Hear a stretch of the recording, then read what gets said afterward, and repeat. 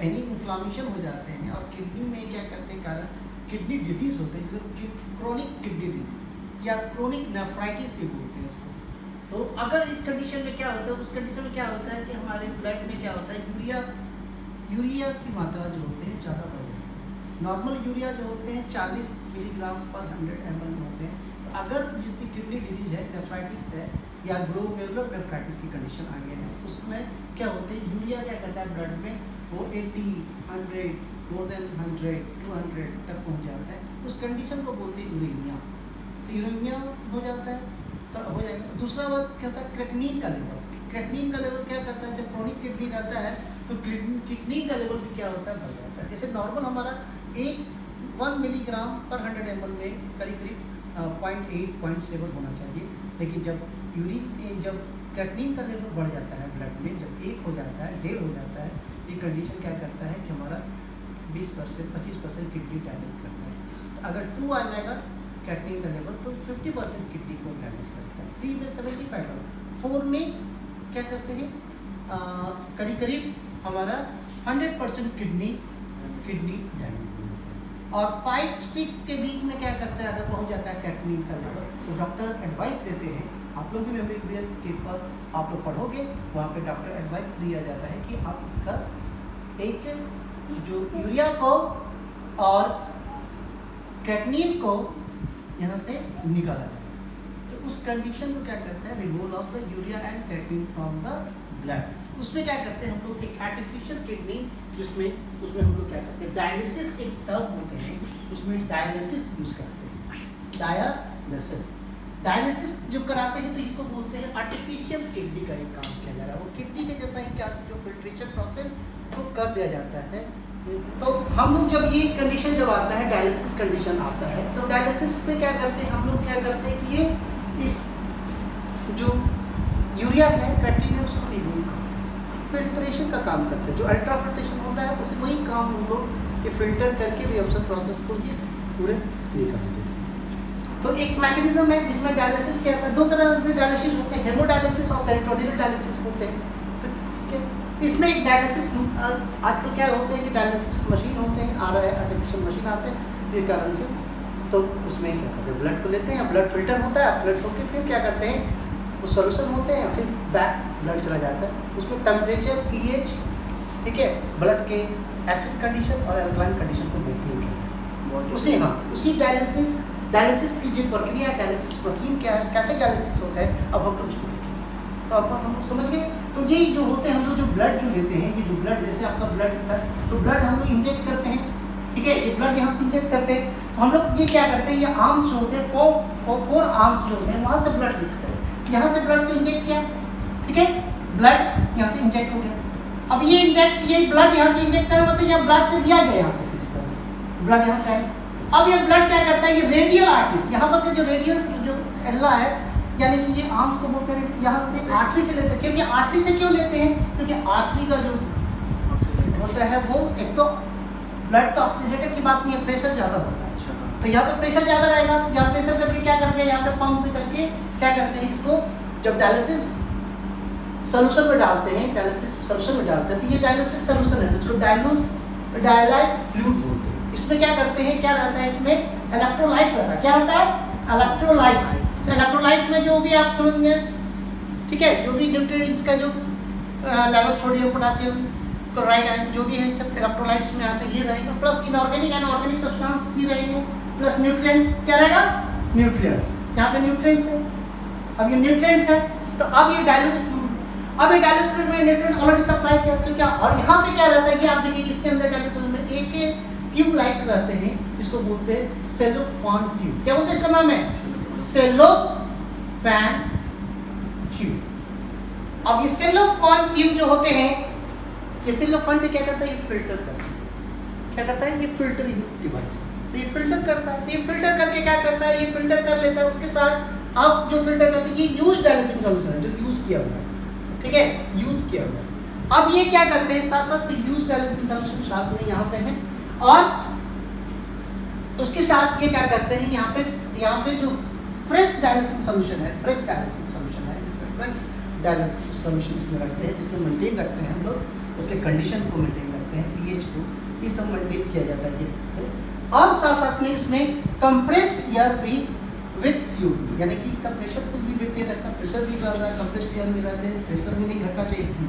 Pressure अगर घट जाएगा तो क्या होगा, बहुत ही किडनी वाले पेशेंट का जो डायलिसिस होता है उसमें ब्लड प्रेशर डाउन होने का बहुत ज़्यादा खतरा रहता है। इसलिए डॉक्टर को और प्रेशर को मेंटेन रखना है, और प्रेशर को मेंटेन करके ये रेडियल आर्टरी है, और साथ में जब ये फ्लूइड फिल्टर हो जाते हैं, यूरिया को फिल्टर कर दिया जाता है, फिल्टर करके अलग निकाल दिया जाता है, क्रेटिनिन को अलग निकाल दिया जाता है, और साथ में और भी सोल्यूशन को फिर पैक करके और फ्रेश सोल्यूशन के साथ ये हम लोग कहाँ से इसको पैक करते हैं, ये रेडियल वेन के थ्रू, कहाँ देते हैं, रेडियल वेन के थ्रू हम लोग इसको भेज देते हैं। इसको भेज तो हमारा ये फिल्ट्रेशन हो गया, ब्लड फिल्टर हो गया, ब्लड में यूरिया को निकाल दिया गया, क्रेटिनिन को निकाल दिया गया, और ब्लड क्या हमेशा ऐसे वाले जो chronic condition, chronic diabetic patient होते हैं उसको हमेशा twice a week, thrice a week dialysis करना पड़ता है। जब मोर देन 6 जब क्रेटिनिन लेवल पहुंच जाता है तब उसमें केयर और यूरिया का कंसंट्रेशन बहुत ज़्यादा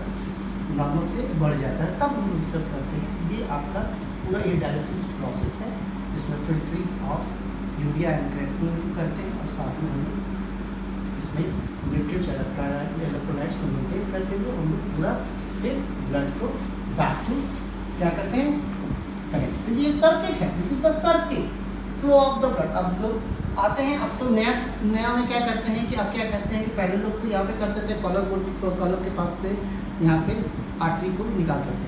अब क्या करते हैं, पैच होते हैं तो वो टिश्यू पैचिंग हो जाती है, ग्राफ्टिंग करते हैं, एक डर्मेटोलॉजिस्ट स्क्रीन पे ही उसको पैचिंग कर देते हैं, और यहीं से क्या होता है जो मशीन होते हैं वहाँ से रेडियल आर्टरी से क्या करते हैं, कनेक्ट कर लेते, पैच बन जाता है, और वहीं से वहाँ से डायरेक्ट रिसीव कर लिया जाता है ब्लड को। फिर वो तो हमेशा जो डेली, क्योंकि हमेशा अब एक बार जो डायलिसिस शुरू हो जाता है तो हमेशा कराना पड़ता है, हमने बताया कि 2 या 3 बार वीक में करना पड़ता है, उसमें हमेशा बार बार उसमें नीडल को ही डालें।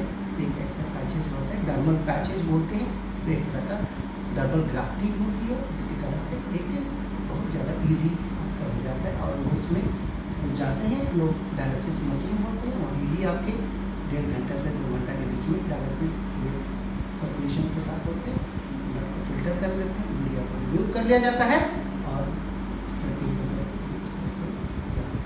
तो ये कंडीशन जो आपका आप देख रहे हो, ये कंडीशन जो आ रहा है, इसके क्या बोले जा रहे हैं, एक तो आप जानिए यूरेमिया, इंक्रीज द यूरिया, ठीक है, इन ब्लड, नॉर्मल वैल्यू से यूरिया को इंक्रीज कर देंगे तो क्या होगा, यूरेमिया कंडीशन, ठीक है। अगर नेफ्राइटिस बोलते हैं, इन्फ्लामेशन ऑफ नेफ्रॉन, तो नेफ्रॉन का आप समझते हैं, तो अगर ग्लोमेरुलर नेफ्राइटिस होगा तो ग्लोमेरुलर से बंच ऑफ कैपिलरीज अगर स्टार्ट होगा, जीएफआर वहाँ पे डाउन हो जाएगा, जीएफआर डाउन हो जाएगा तो फिल्ट्रेशन कम हो पाएगा, नहीं होगा, ठीक है। तो यूरिया नहीं निकल पाएगा, यूरिया ब्लड में ज़्यादा बढ़ती चला जाएगा, जीएफआर को करते हैं। दूसरा आपको करते हैं, दूसरा आपके बहुत सारे कंडीशन होते हैं, ग्लूकोशोरिया कंडीशन होता है, अगर ये यूरिन में अगर ग्लूकोज आ जाता है, ठीक है, कीटोनोरिया बोलते हैं कंडीशन, कीटोन बॉडी आ जाते हैं, तो कैसे से तो एबनॉर्मल यूरिन की कंडीशन, कभी यूरिन में क्या होते हैं, कुछ क्रिस्टल का डिपोजिशन हो जाता है, तो उस कंडीशन में क्या बोलते हैं उसको, कुछ क्रिस्टल के जमा हो जाते हैं, तो उसको बोलते हैं रीनल कैलिकुली, क्या बोलते हैं, रीनल कैलिकुली। और जब क्रिटिकल कंडीशन होते हैं, कभी किडनी ट्रांसप्लांट अगर ये कोई डोनर अगर मिल जाता है, उसके टिश्यूज मैचिंग कर जाते हैं, ब्लड ग्रुप मैच कर जाते हैं, तो उसमें किडनी ट्रांसप्लांट भी कर सकते हैं, तो उसमें भी सुधार से हो सकता है। हेमोचूरिया कंडीशन क्या होता है, ब्लड आ जाता है यूरिन में, हेमोचूरिया कंडीशन आ जाते हैं, तो ये सब डिजीज भी है और भी, ठीक है। तो ये सब डिजीज हम लोग को ये इस तरह से हम लोग पढ़ना है। तो सबसे पहले हम लोग का जो क्वेश्चन आएगा, क्वेश्चन कॉर्नर जो है, कहाँ से हम लोग क्वेश्चन निकाल सकते हैं, तो क्वेश्चन सबसे पहले हम लोग क्या निकालते हैं, कौन सा आर्टरी हम लोग से ब्लड लिया जाता है, ठीक है। अगर हम लोग ज़्यादातर कहाँ से, ये आर्टरी से ब्लड लेते हैं, क्यों लेते हैं ब्लड आर्टरी से, प्रेशर हाई रहता है, क्योंकि वहाँ पे प्रेशर हाई रहता है, फिर बैक करते हुए वेन के थ्रू भेजते हैं, ये ठीक है। उसके बाद कौन सा मेम्ब्रेन यूज करते हैं, सेल्यूलोफॉर्म मेम्ब्रेन या ट्यूब यूज करते हैं, जिसमें डायलूट सॉल्यूशन में ही वो रहता है, जिसमें हम फिल्टर करके हम लोग वहाँ पे ये करते हैं। तो ये आपका ये प्रोसेस है, इसमें हम लोग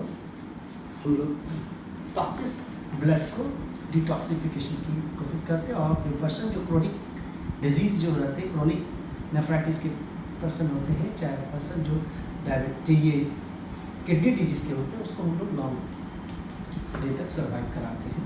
इस कंडीशन में कितने लोग अच्छे समय 10 साल 10 ईयर्स 15 ईयर्स तक सर्वाइव करते हैं प्रॉपर वे में उसके, और सही से उसको डाइट प्लान पे अच्छे से रहें, तो प्रोटीन का अगर सही से मात्रा उसको इंज्यूम करें तो ठीक है। तो क्योंकि यूरिया को निकालते हैं तो यूरिया तो अमोनिया से ही बनता है, और अमोनिया तो प्रोटीन का डीनेचुरेशन पार्ट है, तो ठीक है, चाहे डीएमिनेशन पार्ट है, तो उसमें तो एक मात्रा में ही प्रोटीन का सेवन करना पड़ता है डायबिटिक पेशेंट। ये सब और भी है, इसके कारण से कुछ एबनॉर्मलिटी अगर कुछ यूरिन का आपके पूछेगा कि कलर कैसे होते हैं, उसमें पिगमेंट्स होते हैं, यूरोक्रोम पिगमेंट्स होते हैं, ठीक है। इसमें तो और भी है एबनॉर्मल कंडीशन भी हमने आप लोगों को देख लिया, और आर्टिफिशियल ट्रीटमेंट के बारे में हम लोग डायलिसिस प्रोसेस को जाने, डायलिसिस कैसे होता है ये जाने, और ये मेडिकल टर्म से ही। तो अगर आप लोग MBBS फर्स्ट ईयर में आप जाएंगे तो वहाँ पे ये आपको डिटेल पढ़ना है, डिटेल जानना है, डायलिसिस करने की तरीका आपको सबको बताया जाएगा, वहाँ पे ज़्यादा डिटेल इसको फिजियोलॉजी पड़ेगा, ठीक है। आज यहीं तक इसका हम खत्म करते हैं।